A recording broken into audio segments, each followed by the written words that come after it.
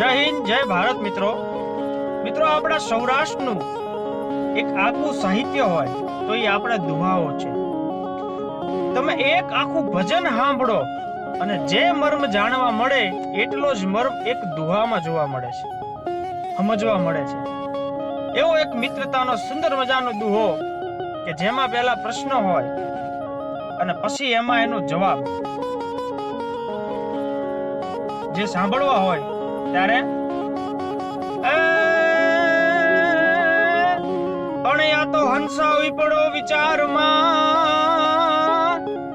આને કેમ બેટો ડોક ઝુકાય પણ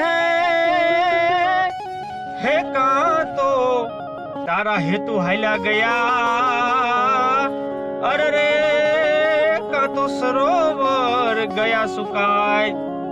એક હંસ હતો અને એક સરોવરે આપણી દેશી ભાષામાં કેવી તો નિમાણો નિસ્તેજ થઈને બેઠો હતો.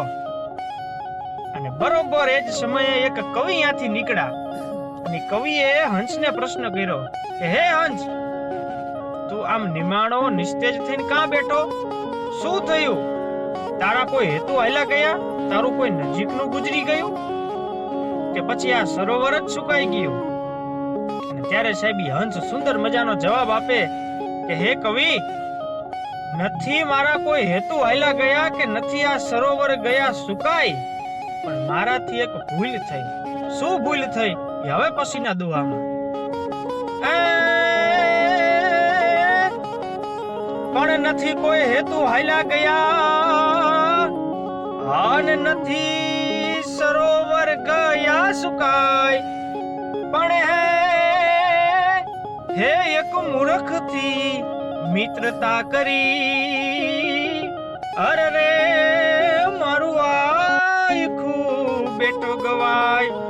હે કવિ સાંભળો, નથી મારા કોઈ હેતુ હાલ્યા ગયા કે નથી સરોવર ગયા સુકાય, પણ મારાથી એક ભૂલ થઈ, એક મૂર્ખથી મિત્રતા થઈ.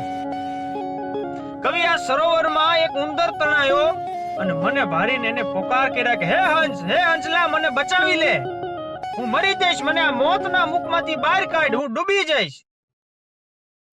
અને અમુક વ્યક્તિઓ સાહેબ હંસ જેવા હોય કે જેને કાંઈ લેવા દેવા ન હોય છતાંય પણ એની મદદ કરે.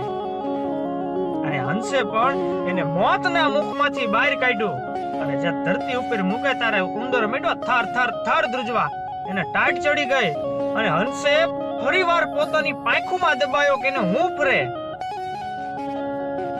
તમે ગમે એટલી કોઈની મદદ કરો ને તો અમુક લોકો ઉંદર વૃત્તિ વાળા હોય, એનું કામ ચાલુ જ રાખે. શું કામ? તો કે કોતરવાનું સાહેબ. આ ઉંદરે પણ એનું કામ ચાલુ કર્યું, કોતરવાનું.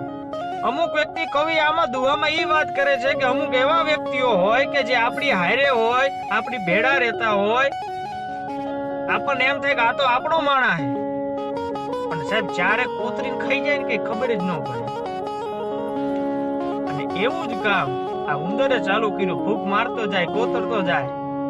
અને આ તો હંસને જેથી લોહીના ભભૂકા વસુટા એની પાંખું ઢળી પડી ત્યારે ખબર પડી કે આ હા હા.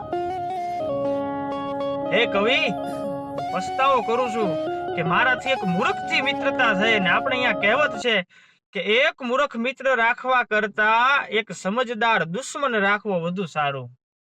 જય હિન્દ, જય ભારત.